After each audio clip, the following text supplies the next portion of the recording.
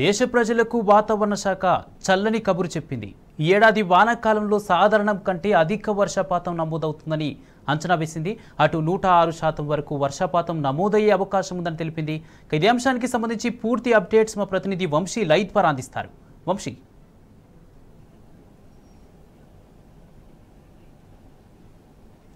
కుమార్, ఈసారి దేశ ప్రజలకు కేంద్ర వాతావరణ శాఖ చల్లని కబురు చెప్పిందని కూడా చెప్పాలి. ప్రధానంగా ఈసారి వాతావరణం ఏదైతే వర్షాకాలంకు సంబంధించినటువంటి లాంగ్ రేంజ్ ఫోర్కాస్ట్ ను కూడా ఇచ్చినటువంటి పరిస్థితి కూడా మనం చూస్తా ఉన్నాము. ప్రధానంగా దేశంలోనే దాదాపుగా 106% వరకు కూడా వర్షాలు పడే అవకాశం ఉన్నట్టు కూడా కేంద్ర వాతావరణ శాఖ చెప్పినటువంటి పరిస్థితి కూడా మనం చూస్తా ఉన్నాము. ప్రధానంగా దీనికి సంబంధించినటువంటి పూర్తి వివరాలు వాతావరణ కేంద్రం అధికారి శ్రావణి గారు మనతో పాటు ఉన్నారు. వారితో మాట్లాడించే ప్రయత్నం చేద్దాం. మేడం, చెప్పండి, ఈసారి లాంగ్ రేంజ్ ఫోర్కాస్ట్ లో ఏదైతే సౌత్ వెస్ట్ మాన్సూన్ కి సంబంధించి ఎలాంటి వివరాలు ఇవ్వడం జరిగిందంటారు?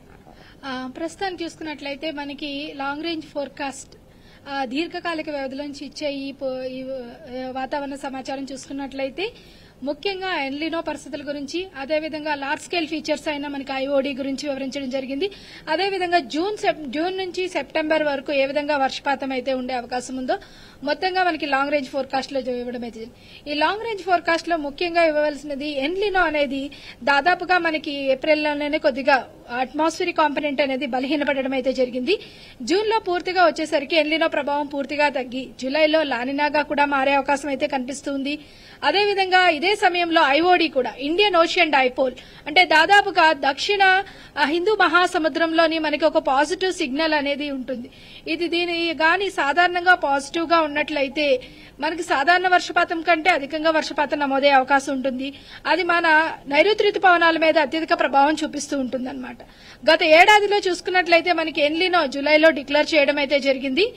అది తర్వాత మనకి జూలైలో అధిక వర్షపాతం నమోదైనప్పటికీ ఆగస్టు మొత్తము చాలా వరకు కూడా డ్రై అనేది ఏర్పడడం అయితే జరిగింది. తరువాత మనకి సెప్టెంబర్లో సాధారణ వర్షపాతం ఏర్పడి మొత్తము దేశం మొత్తం మీదుగా సాధారణ వర్షపాతంగానే నమోదవడం జరిగింది. కానీ ఈ సంవత్సరము సాధారణం కంటే అధికంగా 106% అధికంగా నమోదయ్యే అవకాశం అయితే కనిపిస్తుంది దేశం మొత్తం మీదుగా. అంటే ప్రధానంగా ఎల్నినో అనేది బలహీనపడుతుందని చెప్తా ఉన్నారు.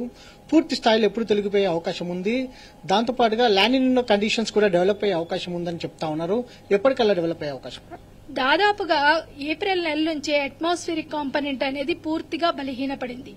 మే నెలలో కొద్దిగా ఎండల మీద ప్రభావం చూపించినప్పటికీ జూన్ 2వ వారం నుంచి దాని యొక్క పూర్తిగా బలహీనపడి జూలైలో లానినాగా మారే అవకాశం అయితే కనిపిస్తుంది. ఇదే సమయంలోనే మనకి ఈ ఐఓడి కూడా పాజిటివ్ సిగ్నల్ చూపిస్తుంది. కాబట్టి మనకి వర్షపాతం ముఖ్యంగా కేరళ నుంచి దాదాపుగా ఈశాన్య రాష్ట్రాల వరకు కూడా ఒక ఒరిస్సా ఒక ప్రదేశాన్ని కొన్ని ప్రదేశాలను మినహా మొత్తం దేశం మొత్తం మీద సాధారణం కంటే అధికంగా వర్షపాతం నమోదయ్యే అవకాశం అయితే కనిపిస్తుంది. ముఖ్యంగా తెలంగాణ రాష్ట్రానికి చూసుకున్నట్లయితే ఉత్తర మరియు ఈశాన్య తెలంగాణ జిల్లాల్లో కూడా మనకి సాధారణం కంటే అధికంగా వర్షపాతం నమోదయ్యే అవకాశం అయితే ఉంది. ప్రధానంగా గత సంవత్సరంతో పోల్చుకుంటే ఈ సంవత్సరం ఎలా ఉంటుందంటున్నారు? దాంతో పాటుగా 106% వరకు ప్లస్ ఆర్ మైనస్ అని చెప్తా ఉన్నారు. ఎంత అటు తెలంగాణ రాష్ట్రంలో కూడా వర్షాలు ఎలా పడే అవకాశం ఉందంటారు? 106% ప్లస్ ఆర్ మైనస్ 5 to 10% ఇస్తారు. అంటే 106%కి 6% ఎక్కువగా పడవచ్చు, 6% తక్కువగా పడవచ్చు. అంటే రిఫరెన్స్ గా తీసుకున్నట్లయితే మనకి మొత్తం 980 mm రెయిన్ఫాల్ మొత్తం దేశం మొత్తం మీద చూసుకున్నట్లయితే దీనికంటే మనకి కొద్దిగా ఎక్కువగా నమోదయ్యే అవకాశం ఉంది. అంటే 1000 mm రెయిన్ఫాల్ కంటే ఎక్కువగా నమోదయ్యే అవకాశం ఉంది. అలాగే కొద్దిగా 980 కంటే 900 కొద్దిగా ఒక 5 mm అనేది తగ్గే అవకాశం అయితే కనిపిస్తుంది అనమాట దేశం మొత్తం మీదుగా చూసుకున్నట్లయితే. తెలంగాణ రాష్ట్రాన్ని చూసుకున్నట్లయితే సాధారణం కంటే అధికంగా నమోదయ్యే అవకాశం ఉంది. మనకి ఉత్తర తెలంగాణ జిల్లాల్లోని మనకి 1000 కంటే ఎక్కువగా నమోదవుతూ వస్తూ ఉంటాయి సాధారణ వర్షపాతం. జూన్ టు సెప్టెంబర్ చూసుకున్నట్లయితే దక్షిణ తెలంగాణ జిల్లాలో మనకు 600 mm వరకు ఉంటుంది. మొత్తము చూసుకున్నట్లయితే దాదాపుగా 700 mm సరాసరిగా తెలంగాణ రాష్ట్రం మొత్తం మీదుగా ఉంటుంది. ఈ సంవత్సరం దాదాపుగా దానికంటే కొద్దిగా ఎక్కువగా నమోదయ్యే అవకాశం అయితే కనిపిస్తుంది అనమాట. అంటే మేడం, గత 2 సంవత్సరాల నుంచి కూడా చూస్తా ఉన్నాము నైరుతి రుతుపవనాలు అనేవి కొంత ఆలస్యం అయ్యే అవకాశం మనకు కనిపిస్తా ఉంది. గత 2 సంవత్సరాలు చూసాం. ఈసారి ఎప్పటికల్లా నైరుతి రుతుపవనాలు రాష్ట్రంలో కావచ్చు దేశంలోకి ప్రవేశించే అవకాశం ఉందంటారు కేరళలోకి?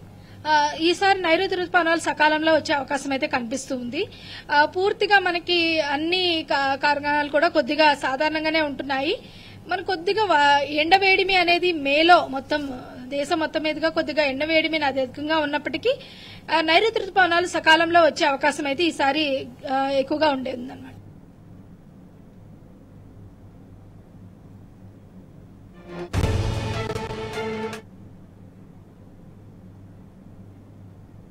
నమోదయ్యే అవకాశం ఉన్నట్టు, దాంతో పాటుగా ఈసారి నైరుతి రుతుపవనాలు కూడా సకాలంలో అటు కేరళ తీరానికి ప్రవేశించే అవకాశం ఉందని కూడా ఐఎండీ చెప్తున్నటువంటి వివరాలు మనం చూడొచ్చు కుమార్. రైట్.